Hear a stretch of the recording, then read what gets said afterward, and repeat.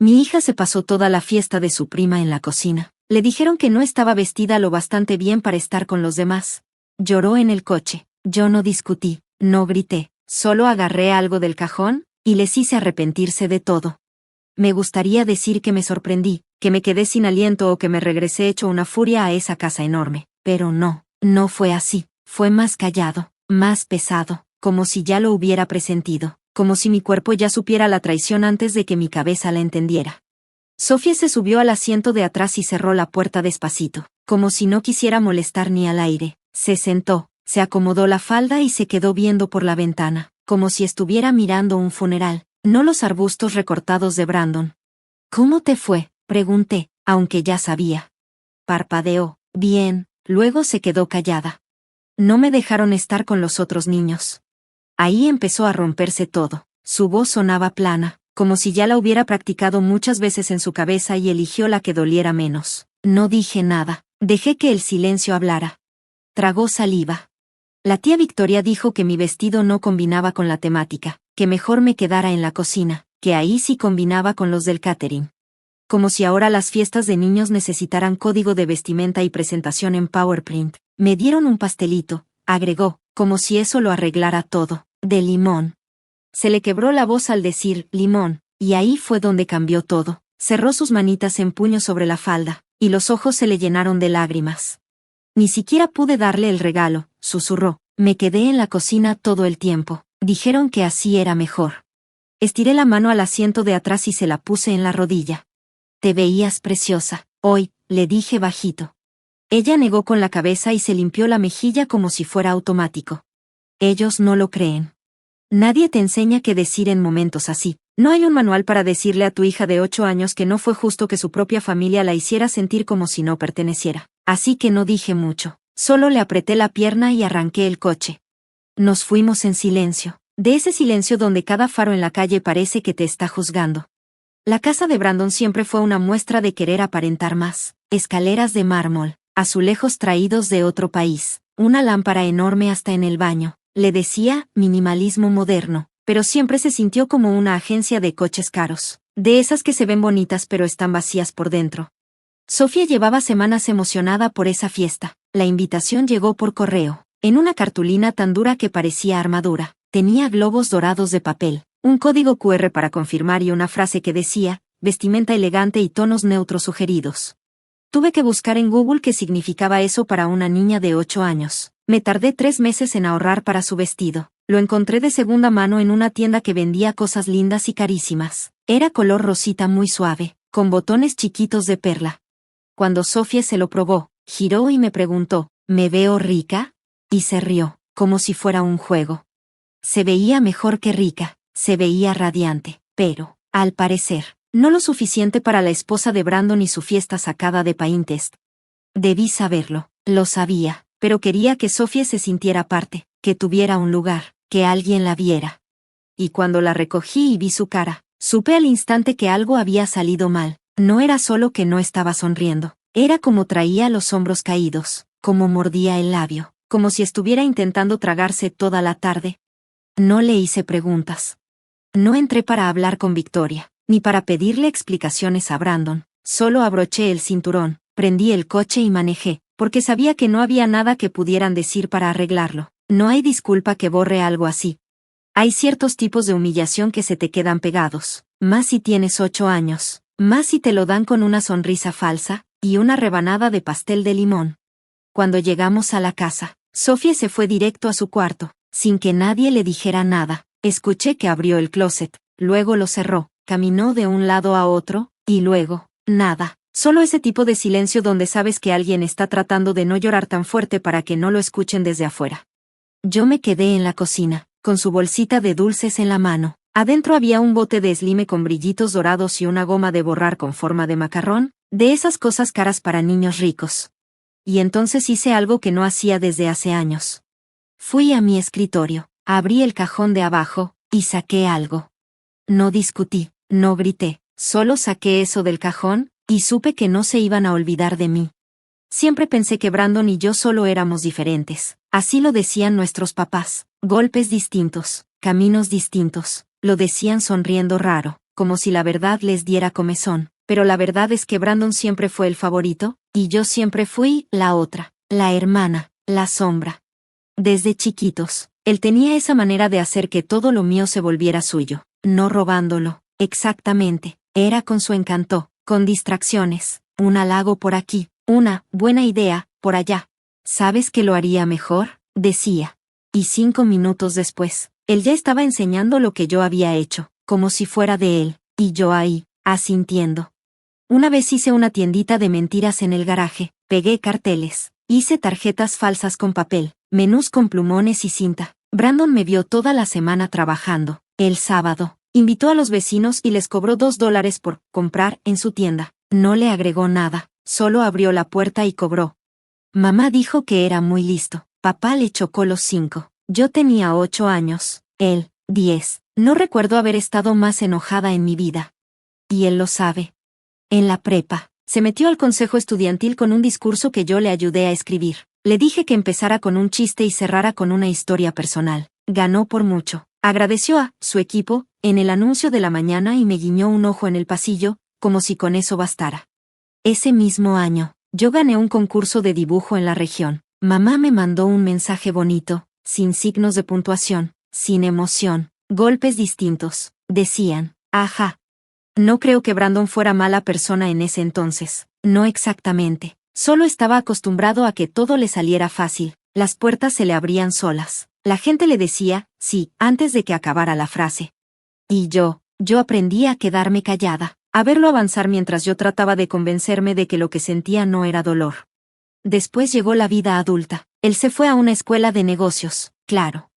Yo fui a un comunitario para estudiar diseño, pero lo dejé cuando nació Sophie. Quise regresar, pero la matrícula no es para mamás solteras que trabajan 2 turnos. Para entonces, Brandon ya andaba haciendo conexiones con inversionistas y mostrando sus primeras innovaciones. Así las llamaba. Como si su vida fuera una expo tecnológica. Todavía me acuerdo del baby shower. Sophie ni había nacido, y Brandon me regaló una cobijita con su logo bordado. Dijo que era parte de una nueva línea que estaba probando. Le di las gracias, la doblé y la guardé en la pañalera. Era rasposa y olía a plástico. Nunca pensé que una cobija pudiera sentirse como un producto. Todo empezó porque Sophie no quería dormir. Tenía cólicos, se movía mucho, no se calmaba si no la cargaba. Pero no siempre podía tenerla en brazos. No fue cuando estaba tratando de comer, o contestar correos, o llorar en el baño sin que los mocos de Sophie me cayeran en el hombro. Fue entonces cuando le hice algo. Usé una colcha vieja, unos pedazos de tela y una maquinita de ruido blanco que compré en una tienda de segunda.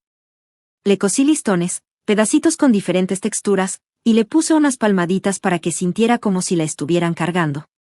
Lo hice suave, pesadito, como familiar. Y funcionó. Dormía de verdad. No toda la noche, pero sí lo suficiente. Suficiente para que yo pudiera respirar. Para sentirme humana otra vez. Se lo conté a Brandon una vez por teléfono, cuando me preguntó cómo íbamos. Le dije, creo que hice algo que podría ayudar a otras mamás. Él se rió y dijo, qué lindo. Seguro que le encanta. Y ya. Eso fue todo. 2 años después, sacó a la venta un producto que llamó Usmat. Texturas que calman, ruido blanco, forma de cunita. Igualito. Misma forma, mismo concepto, misma función, solo que con empaque bonito, página web, y influencers, mostrándolo como si fuera el invento del siglo. Me acuerdo que lo llamé. No para pelear, solo para preguntar. Le dije, ¿te acuerdas del tapetito que le hice a Sophie? Este es igualito. Se rió como si estuviera contando un chiste y dijo, Jenny, lo que vale no es la idea, es cómo la ejecutas. Nadie le iba a comprar una colcha hecha a mano a una mamá agotada en un departamento. Yo lo hice real. Lo dijo como si fuera obvio. Como si hasta debería darle las gracias. No discutí. No grité. Solo colgué. Se lo quise enseñar a mis papás, o al menos intenté. Imprimí capturas, les mostré fotos del tapete que le había hecho a Sophie junto al de Brandon. Mamá parpadeó. Bueno, tal vez fue coincidencia. Papá dijo, ha trabajado mucho, ya sabes. ¿Trabajar? Claro. Yo también trabajé. Pero él trabajó para conseguir capital de riesgo. Trabajó para contratar becarios que le hicieran un invento que nunca fue suyo. Trabajó para salir en revistas diciendo que era el gran inventor, mientras yo buscaba en Google cómo mantener la leche fría en el camino porque nuestro refri ya no servía. Pero sí, claro. Trabajo duro. Creo que el momento en que de verdad me rendí fue esa Navidad, cuando su empresa llegó al millón. Estábamos todos en casa de mis papás. Él le metió a cada calcetín cosas de su marca. Sudaderas, tazas, hasta muñequitos con su logo de Usmat. Sophie sacó el suyo y dijo, «Este se parece al que tú me hiciste, mami». Y Brandon, sin siquiera dudar, dijo, «Ah, sí». Qué chistoso. Pasé el resto del día con una sonrisa falsa. Sophie se puso la sudadera en la casa. Y yo no tomé ni una sola foto esa Navidad. Me dije a mí misma que estaba exagerando. Que no importaba. Que él tal vez lo había hecho mejor. Que si el producto ayudaba a otras mamás, eso era lo que contaba. Que lo importante no era el crédito, sino el consuelo. Y tal vez, en ese momento, me lo creí. Pero cuando vi a Sophie salir de esa fiesta, con la cabeza agachada y su vestidito, ese que yo había guardado para un momento especial, ese que pensé que la haría sentir bienvenida, todo arrugado y abandonado como si no encajara, algo dentro de mí se rompió. Porque no fue solo la fiesta. Fue todo. Fueron todos los años. Cada comentario. Cada vez que me hacían a un lado. Cada vez que me pedían encogerme para que él brillara más. Y ahí entendí algo. Tal vez nunca lo superé. Tal vez nunca fue solo cosa mía. Tal vez ese cajón de mi escritorio no estaba lleno de ideas olvidadas. Tal vez ese cajón no solo guardaba recuerdos. Tal vez guardaba pruebas. Esa noche no dormí. Bueno, no de verdad. Me quedé acostada en el sillón, con una cobija sobre las piernas y con todo el peso de lo demás en el pecho. El depa estaba callado, solo se oía el zumbido del refri y de vez en cuando, el sonido de Sophie moviéndose en su cama. Ese cajón había estado cerrado por años. No porque no supiera que había, sino porque me acordaba demasiado bien. Los dibujos, los moldes para coser, las notas de voz que grabé cuando le daba de comer en las noches, las primeras fotos de Sophie dormida en el prototipo, su sonrisita sin dientes, su manita agarrando el listón que cosí especialmente para que lo tocara con los deditos. Fui viendo todo una por una. Hojas manchadas de café, dibujos a lápiz medio borrados, garabatos en las orillas. Ponerle bordes acolchonados. Probar con un sonidito como de corazón. Checar si se puede hacer lavable. No eran cosas súper profesionales. No tenían logo. Pero eran reales. Eran mías. Y entre las hojas, estaba eso. Lo que cambió todo. Un correo impreso, que le mandé a Brandon hace como 8 años. Lo escribí cuando apenas estaba empezando como mamá. Cuando aún pensaba que la familia está para ayudarse. Hola B, ¿crees que esto podría ser un producto real? Hice uno para Sophie. En serio funciona. No es elegante ni nada, pero le ayuda a dormir. Sé que tú sabes de negocios. Solo pensé en comentártelo. Le adjunté una foto de Sophie dormida sobre el Snuggle Mat original. Su respuesta, linda idea. No creo que haya mercado para eso. Tal vez algo para mamás en Etsy. 3 años después sacó el Usmat. No tenía lana para pagar un abogado. Ese fue el primer problema. El segundo fue el tiempo. Tampoco tenía mucho de eso, no con el trabajo, Sophie y todo lo demás. Pero ese folder, sobre mis piernas, pesaba más de lo que parecía. Me hizo sentir más despierta de lo que me había sentido en años. Así que hice lo que cualquier mamá soltera millennial hace cuando siente que el mundo se pasó de lanza, me metí a Google. Robo de ideas, propiedad intelectual, familia, invento hecho en casa, sin patente, ¿puedo demandar? La mayoría de los resultados eran deprimentes. Decían que las ideas no se protegen. Que lo que importa es cómo las haces. ¿Te suena conocido? Estuve a punto de rendirme. Pero un link me llamó la atención. Era una entrevista en la página de una pequeña empresa, con una mujer que sí logró ganar un acuerdo legal, después de que una marca grandota le copiara su diseño. Se habían reído de ella en varios despachos, hasta que un abogado la tomó en serio, vio potencial en la documentación, la defendió sin cobrar y ganaron. Al final del artículo venía su nombre, Michael C. Landon, abogado de propiedad intelectual. Le mandé un correo, cortito, sin drama, sin historia triste, solo una foto de mis bocetos, una captura del producto de Brandon, y ese correo que le había mandado hace años. Asunto: creo que mi hermano hizo una empresa millonaria con algo que yo inventé en mi sala. No esperaba que contestara. Respondió en menos de 2 horas. Nos vimos en una cafetería al otro lado de la ciudad. Me puse mi blusa más bonita, esa que tiene un broche chueco abajo del brazo que solo se ve si levanto mucho el brazo. Michael tenía como unos 30 años, llevaba jeans, un saco, y esos lentes con armazón de metal que lo hacían ver como si siempre estuviera medio enojado. Al principio no dijo mucho, solo hojeó mi carpeta como si estuviera buscando algo específico. Cuando encontró el correo, asintió con la cabeza y lo puso a un lado. Esto es fuerte, dijo. Parpadeé. Neta, no puedo prometerte nada, agregó, con un tono más honesto que frío, pero sí, esto está sólido. El correo tiene fecha, la foto también. Puedes probar que desarrollaste un concepto original y real antes de que lo lanzara. Pero no lo registré, ni lo patenté. Pero hiciste un prototipo funcional, lo documentaste, tú empezaste todo. Eso ya es más que lo que hacen muchos inventores con los que trabajo. No podía dejar de mirarlo. ¿Entonces crees que si tengo un caso? Él se recargó en la silla. Creo que tienes poder de negociación. Las semanas que siguieron fueron un caos, papeleo, términos legales, juntas de estrategia, acababa toda mareada. Michael tomó el caso pro bono, me explicó que si ganábamos, se quedaba con un porcentaje, si no, pues ni modo. Dijo que ya había apostado en cosas más difíciles.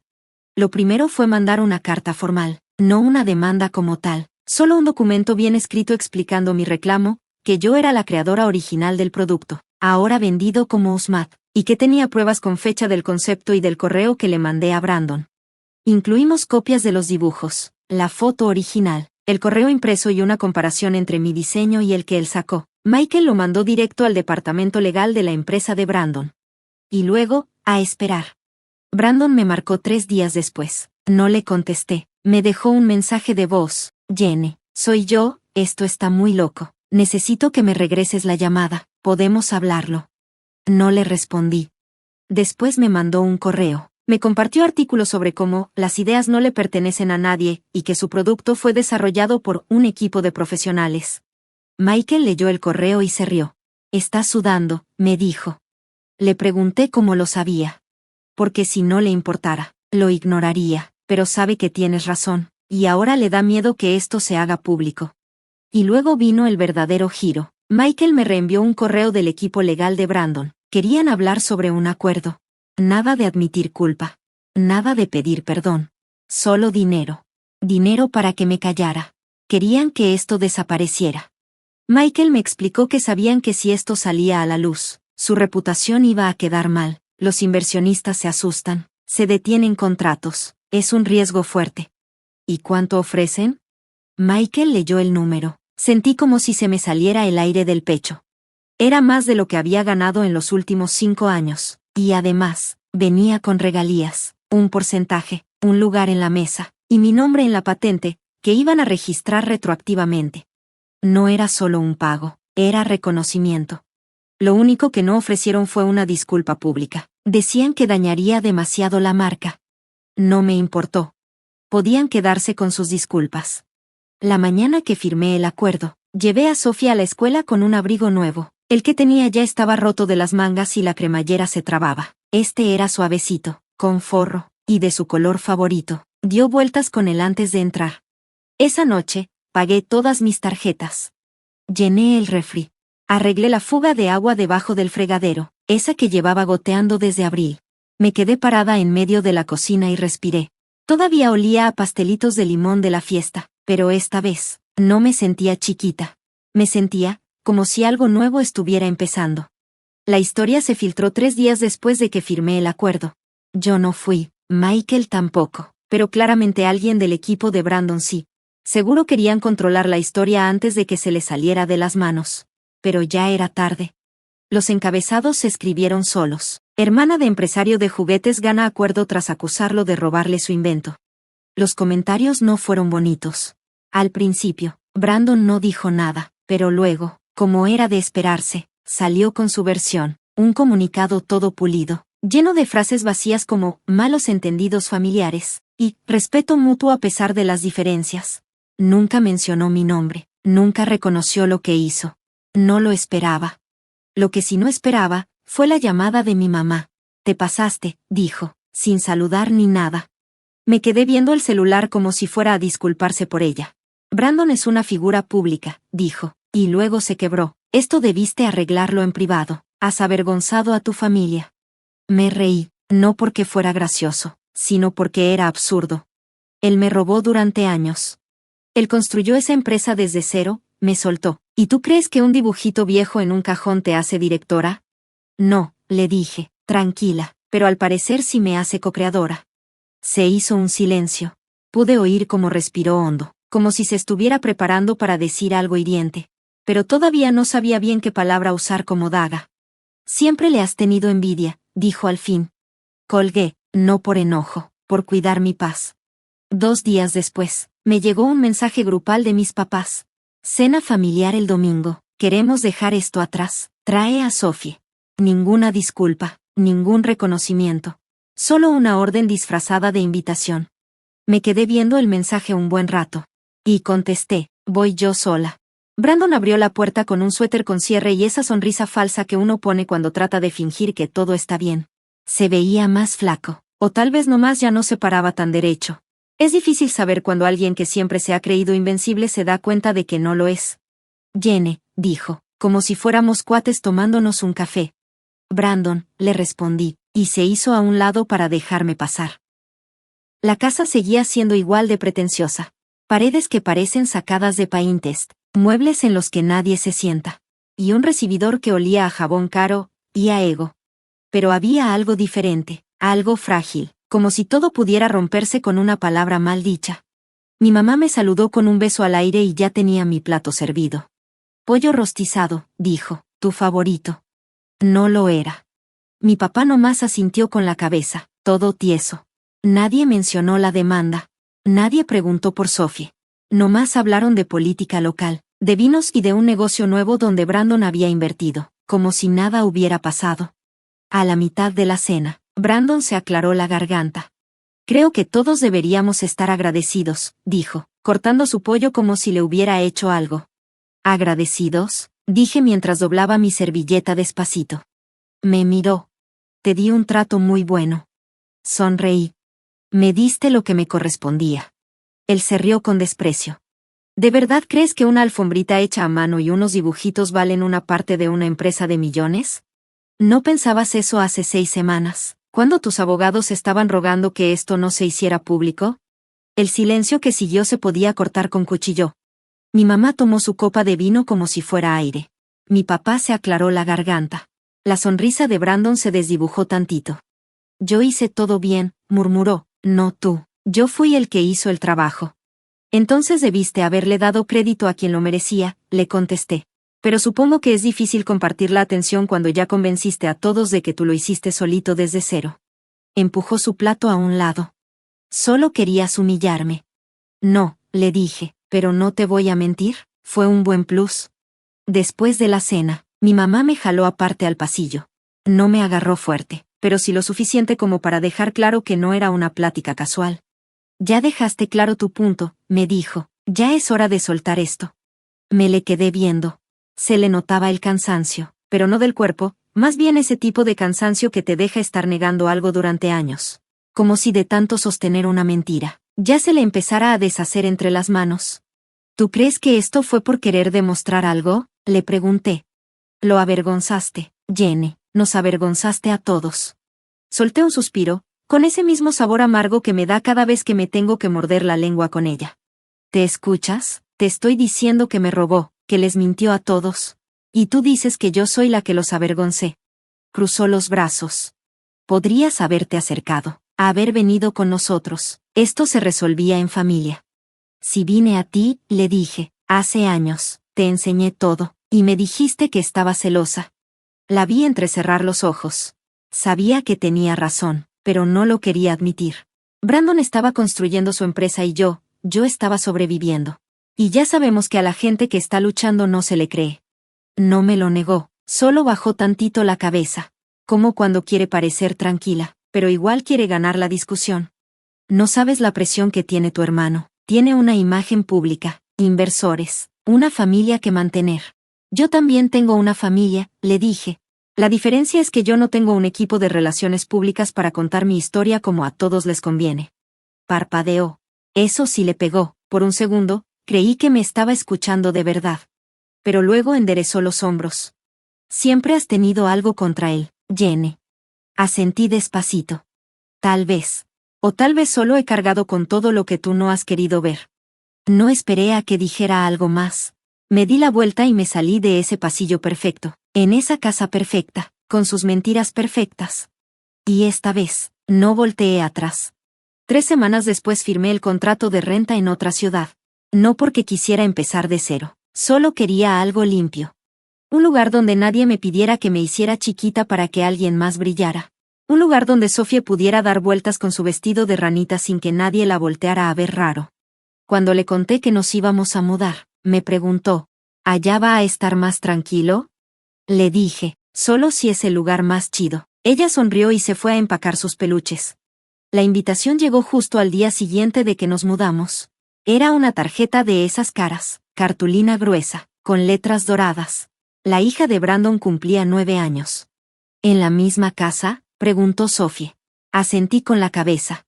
¿Tengo que ir? Solo si tú quieres. Vio la tarjeta de RSVP, la miró un segundo. Y luego la rompió por la mitad. Prefiero ir a un lugar donde a nadie le importe el vestido que traigo. Y así, se soltó de algo que yo me pasé años intentando entender y explicar. A la mañana siguiente, entró a su nueva escuela con unos leggings fosforescentes, una sudadera con capucha de arco iris, y brillitos en los párpados. Antes de cruzar la puerta se volteó y me preguntó, ¿así está bien? Le sonreí. Está perfecto, Visno. Ya no necesitamos que las habitaciones brillen, con que brilles tú, basta. A veces me pregunto, si mi hija no hubiera llorado en el coche ese día, ¿yo habría abierto ese cajón alguna vez? ¿Tú qué habrías hecho en mi lugar? Déjalo en los comentarios y suscríbete si quieres más historias como esta.